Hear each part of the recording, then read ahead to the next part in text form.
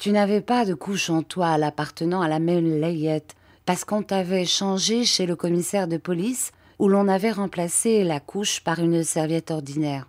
Enfin, il faut ajouter qu'aucun de ces objets n'était marqué, mais la couche en flanelle et la brassière avaient dû l'être, car les coins où se met ordinairement la marque avaient été coupés, ce qui indiquait qu'on avait pris toutes les précautions pour dérouter les recherches.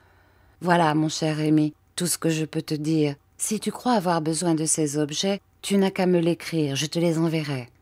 Ne te désole pas, mon cher enfant, de ne pouvoir pas me donner tous les beaux cadeaux que tu m'avais promis. Ta vache, achetée sur ton pain de chaque jour, vaut pour moi tous les cadeaux du monde. J'ai du plaisir de te dire qu'elle est toujours en bonne santé. Son lait ne diminue pas, et grâce à elle, je suis maintenant à mon aise.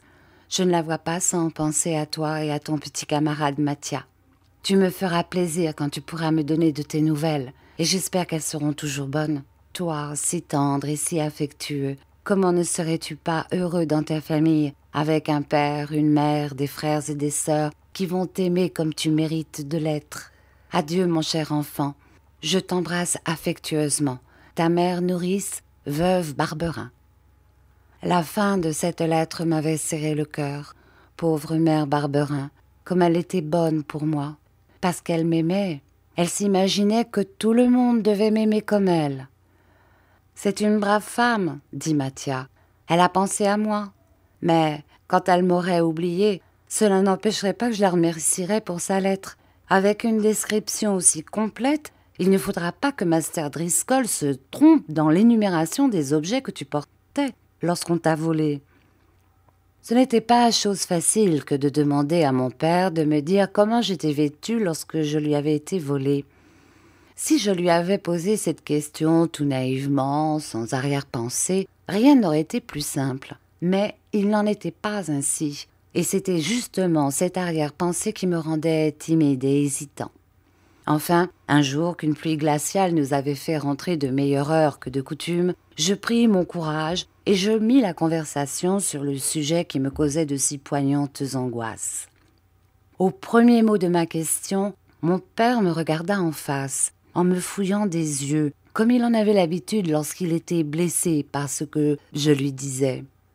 Mais je soutins son regard plus bravement que je ne l'avais espéré lorsque j'avais pensé à ce moment. « Ce qui m'a le mieux servi pour te retrouver, dit-il, ça a été la description des vêtements que tu portais au moment où tu nous as été volé. Un bonnet en dentelle, une brassière en toile garnie de dentelle, une couche et une robe en flanelle, des bas de laine, des chaussons en tricot, une pelisse à capuchon en cachemire blanc brodé. J'avais beaucoup compté sur la marque de ton linge, F.D., c'est-à-dire Francis Driscoll, qui est ton nom.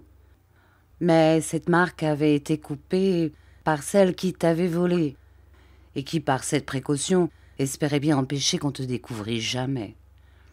J'eus à produire aussi ton acte de baptême que j'avais relevé à ta paroisse, qu'on m'a rendu et que je dois avoir encore.